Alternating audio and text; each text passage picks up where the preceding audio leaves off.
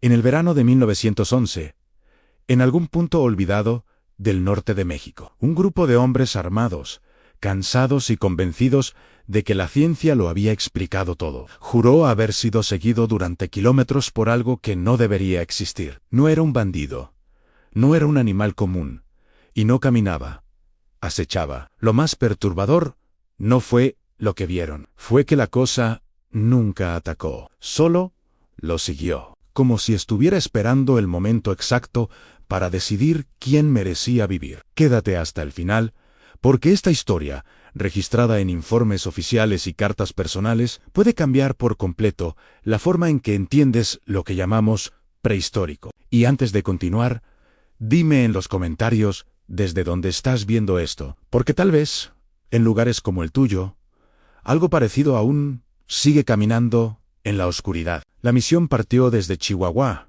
a finales de junio de 1911.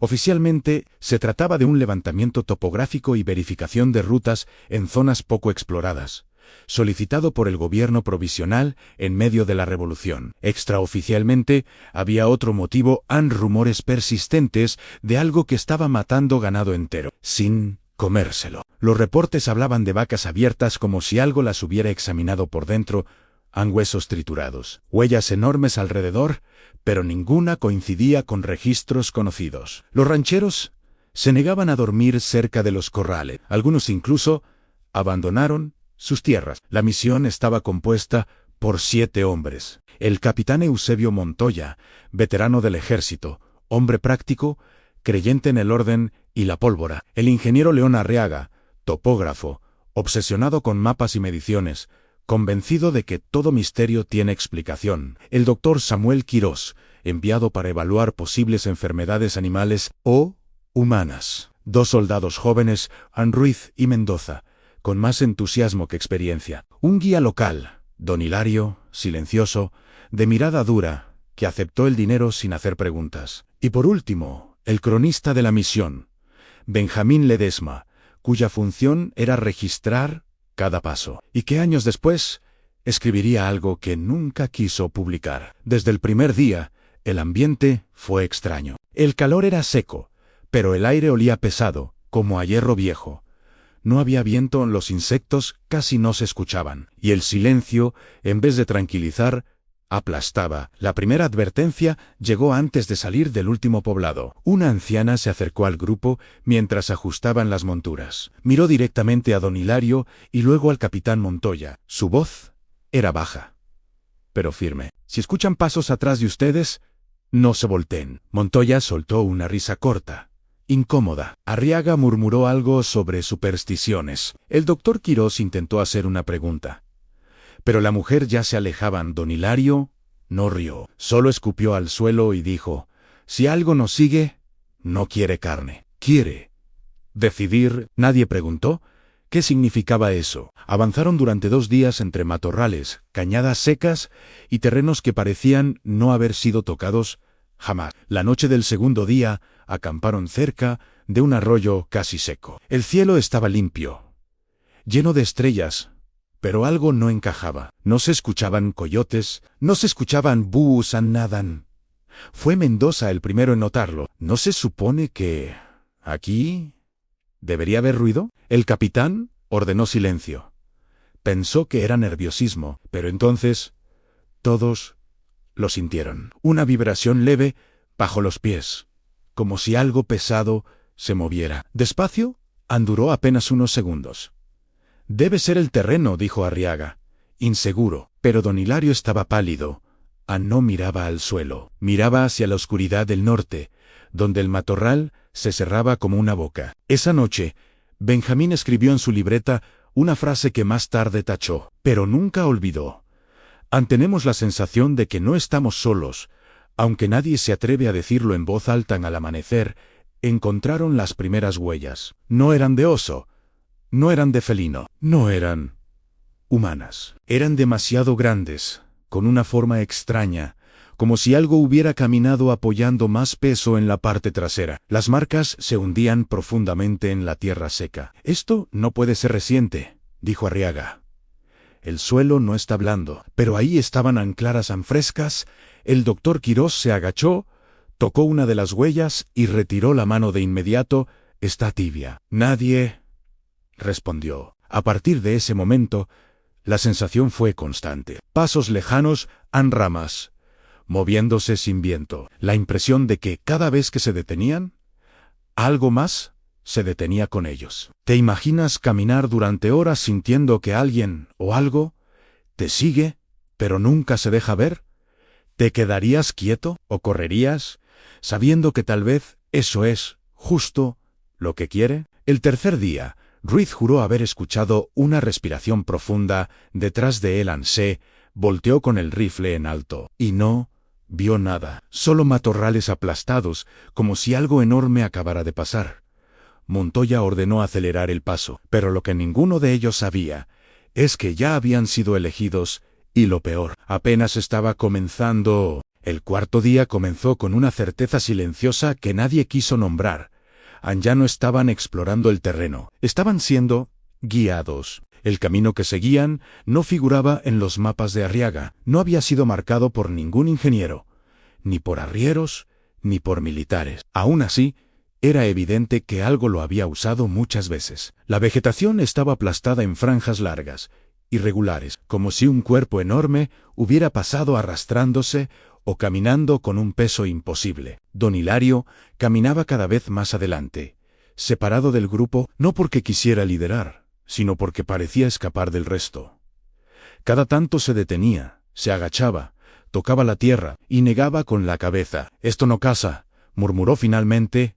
Acompaña Montoya se le acercó y le exigió explicaciones. Don Hilario tardó en responder. «Hay animales que siguen por hambre, otros por territorio.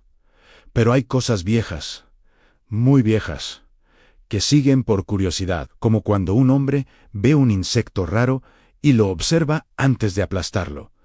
Nadie rió en ese día. El calor fue insoportable. El sudor caía en los ojos, la boca sabía a metal, y entonces ocurrió algo que quebró la moral del grupo. Encontraron un caballo, o lo que quedaba de él. No había señales de pelea, no había sangre esparcida. El cuerpo estaba entero, pero abierto con precisión, como si alguien hubiera separado la piel solo para mirar adentro. Los órganos estaban intactos, acomodados de forma grotesca, casi ordenada. El doctor Quirós vomitó. «Esto no es un depredador», dijo con la voz quebrada. «Un animal no hace esto». Ruiz empezó a rezar en voz baja. Mendoza no dejaba de girar sobre sí mismo, apuntando con el rifle a la nada. Benjamín anotó algo que jamás olvidaría. «En lo que sea que hizo esto». «Entiende la anatomía». Fue entonces cuando escucharon el sonido. No un rugido, no un grito. Un golpe seco, rítmico, profundo. Zamp, tomp, tomp. Venía de lejos, pero cada golpe se sentía en el pecho. El suelo vibraba apenas, como si la tierra misma respirara. Montoya dio la orden de reagruparse y avanzar sin detenerse. Nadie discutió. Caminaron así durante horas, con el sonido siguiéndolos a la distancia.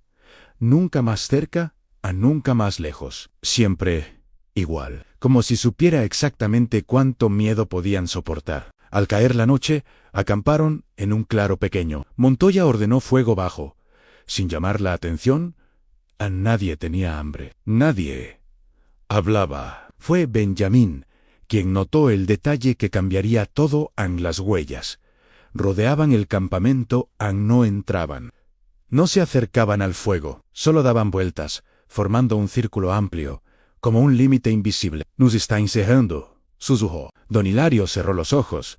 «No», corrigió, «nos está midiendo en esa noche». Ruiz despertó gritando. Juró que algo se había inclinado sobre él, que sintió un aliento caliente, húmedo, con olor a tierra vieja y carne cruda. Cuando encendieron las lámparas, no había nada, excepto una marca profunda en el suelo, justo donde estaba su cabeza, como si algo hubiera apoyado el peso. Y luego, decidido no hacerlo. El amanecer trajo una decisión inevitable. En regresar, Montoya lo anunció con firmeza. No había objetivo que justificara seguir adelante. El terreno era hostil. Los hombres estaban alterados, y algo claramente los estaba siguiendo. Pero al darse vuelta, comprendieron la verdad. El camino por el que habían llegado ya no existía. No es que hubiera desaparecido, estaba ahí, pero completamente aplastado, revuelto, como si algo gigantesco hubiera pasado una y otra vez, borrando cualquier referencia. Arriaga cayó de rodillas. «Esto no es posible», repetía. «No puede moverse así. No puede ser tan grande». Don Hilario miró hacia el horizonte y dijo la frase que ninguno quería escuchar: «Ahora, si nos está guiando». El sonido regresó: «An tamp, tomp». Pero esta vez, más cerca. ¿Te imaginas darte cuenta de que cada paso que diste fue permitido? Que si sigues vivo, no es por suerte, sino porque algo decidió dejarte vivir un poco más. Caminaron sin rumbo claro durante horas, hasta que el terreno cambió. Las piedras se volvieron negras, el aire más frío, en el silencio absoluto. Y entonces lo vieron. A lo lejos, entre la neblina baja, una silueta enorme se movió lentamente detrás de una formación rocosa no completa. Solo una parte, pero fue suficiente. Una espalda arqueada, una piel gruesa, irregular, y un movimiento que no pertenecía a ningún animal conocido. Mendoza empezó a llorar. El doctor Quirós susurró una sola palabra: prehistórico. Pero la criatura no se mostró por completo. Solo caminó paralelo a ellos, a la misma velocidad, durante kilómetros. La certeza de que no estaban siendo cazados, sino estudiados, cayó sobre el grupo como una losa. La criatura, porque ya nadie dudaba de llamarla así, caminaba paralela a ellos, manteniendo siempre la misma distancia, como si entendiera el concepto del tiempo, del cansancio, del miedo. Cada vez que alguno se detenía, el sonido se detenía. Cada vez que aceleraban el paso, el ritmo se ajustaba. ¡Tump! ¡Tump! No era torpeza, era control. El doctor Quirós fue el primero en atreverse a decirlo en voz alta. Si esto fuera un animal, ya nos habría atacado. Don Hilario asintió sin mirarlo. Los animales atacan cuando tienen hambre. Esto no tiene hambre. Esto tiene memoria. El terreno comenzó a inclinarse hacia una cañada profunda. Las paredes de roca cerraban el paso, obligándolos a avanzar en fila. El aire era frío ahí abajo, con un olor antiguo, como a cueva cerrada durante siglos. Fue entonces cuando Ruiz perdió el control. «Nos va a matar», gritó, girándose con el rifle listo. «¿Está jugando con nosotros?» Antes de que Montoya pudiera detenerlo, Ruiz disparó hacia la neblina. El eco retumbó por toda la cañada, y por primera vez, desde que comenzó todo, la criatura respondió, no con un rugido, no con un ataque, con un sonido bajo, profundo, vibrante, que no venía de un solo punto, sino de todo alrededor, como si la tierra misma hubiera emitido un lamento antiguo. Los hombres cayeron de rodillas. Mendoza se tapó los oídos. Arriaga gritaba que eso no podía existir, que no estaba en ningún libro, en ningún registro. Cuando el sonido cesó, el silencio fue aún peor. Ruiz no se levantó. No estaba herido, no sangraban, simplemente no respiraba. El doctor Quirós lo revisó con manos temblorosas. El corazón se detuvo. Montoya miró a don Hilario. ¿Qué hizo? El guía tragó saliva. Nada, solo le recordó lo pequeño que era. Siguieron caminando, ahora con un muerto menos y el miedo clavado en los huesos. Nadie volvió a disparar. Nadie volvió a rezar. Al caer la noche, llegaron a una zona imposible. El suelo estaba cubierto de marcas antiguas, fosilizadas parcialmente en la roca, anguelas gigantes, restos de algo que parecía piel endurecida, fragmentos de hueso. Enorme. Sanarriaga cayó de rodillas, tocando una de las marcas. «Esto es imposible. Esto pertenece a otra era». Benjamín entendió entonces algo aterrador. Tal vez la criatura no estaba fuera de su tiempo. Tal vez ellos eran los intrusos. La criatura se mostró un poco más esa noche. No completa, nunca completa. Una cabeza enorme asomó entre las sombras, con una forma que recordaba vagamente a antiguos reptiles, pero con algo más, ojos hundidos, brillantes, demasiado atentos. Una piel marcada por cicatrices que no eran recientes. Los observó uno por uno. ¿Cómo? Contando, don Hilario dio un paso al frente y bajó la cabeza. «Ya vimos», dijo con voz quebrada. «Ya sabemos que sigues aquí». La criatura inclinó la cabeza, apenas, y se alejó. El sonido se fue perdiendo en la distancia.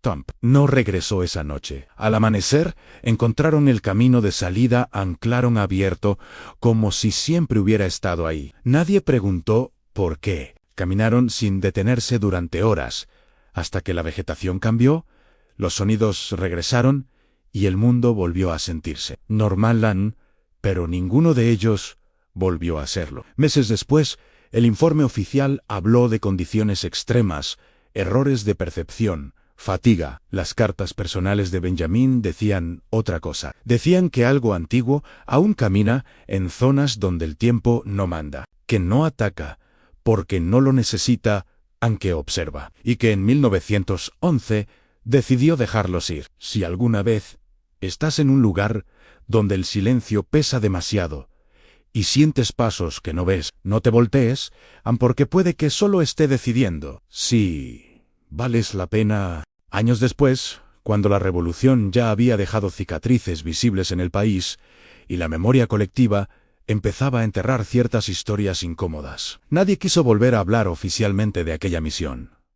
No porque no hubiera registros, sino porque los registros no encajaban con el mundo que México intentaba construir. El capitán Eusebio Montoya fue el primero en romperse. En 1914, ya retirado, comenzó a beber de manera compulsiva. Según su esposa, se despertaba por las noches empapado en sudor, caminando descalzo por la casa, murmurando una sola frase: «No nos siguió, nos escoltó». Murió de un infarto una madrugada de invierno. El médico anotó causas naturales. Nadie mencionó que el corazón de Montoya estaba sano, fuerte, como si algo invisible lo hubiera apretado de golpe, de la misma forma en que Ruiz cayó muerto en aquella cañada. El ingeniero León Arriaga desapareció.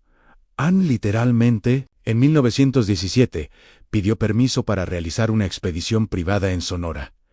Llevó mapas antiguos, notaus, Gicampu, y una libreta con dibujos que jamás enseñó a nadie. Nunca regresó. Su campamento fue encontrado intacto, sin señales de lucha, sin huellas de salida. Solo había una cosa extraña. Alrededor de la tienda, formando un círculo perfecto, había huellas gigantes, parcialmente hundidas en la tierra dura. El doctor Samuel Quirós escribió un artículo que jamás fue publicado. En él, hablaba de una línea evolutiva paralela, de especies que aprendieron a ocultarse, a observar, a sobrevivir sin dominar, esperando. El manuscrito terminó archivado por Fautauji Gigog científico. Quirós murió convencido de que la humanidad no es la especie dominante, solo la más ruidosa. Mendoza, el más joven, intentó rehacer su vida. Se casó. Tuvo hijos, pero jamás volvió a dormir sin una lámpara encendida. Cada vez que escuchaba pasos por la noche, despertaba a toda la casa, convencido de que el sonido había regresado. Nunca habló de la criatura, solo repetía una advertencia: si algo te sigue sin atacarte, corran, porque cuando deja de seguirte, ya decidió. Don Hilario fue el único que pareció aceptar lo ocurrido. Regresó a su rancho y jamás volvió a salir de noche. A los niños del pueblo les contaba historias antiguas sobre los primeros dueños de la tierra, seres que caminaban antes de que hubiera nombres para las cosas. Ellos no se fueron, decía. Aprendieron a esperar. Benjamín Ledesma guardó sus notas durante décadas. Nunca las publicó. Decía que no eran para el mundo, que había cosas que, si se nombran, recuerdan que existen. Poco antes de morir, entregó una copia a un historiador, con una condición: en que jamás se revelara el lugar exacto. En la última página escribió: en 1911, una misión mexicana aseguró haber sido seguida por una criatura prehistórica durante kilómetros. No nos atacó, no nos habló, no nos persiguió. Solo se aseguró de que supiéramos que seguimos caminando sobre algo que no nos pertenece. Y ahora te pregunto a ti, que llegaste hasta aquí, si alguna vez estás en un camino solitario. Si escuchas pasos que se sincronizan con los tuyos, si sientes que algo te acompaña sin mostrarse, ¿te atreverías a voltear? Si esta historia te atrapó, escribe en los comentarios, yo no me voltearía, dale like. Suscríbete y comparte este relato con alguien que ame estas historias, porque hay cosas que no atacan, solo esperan a que las recuerdes.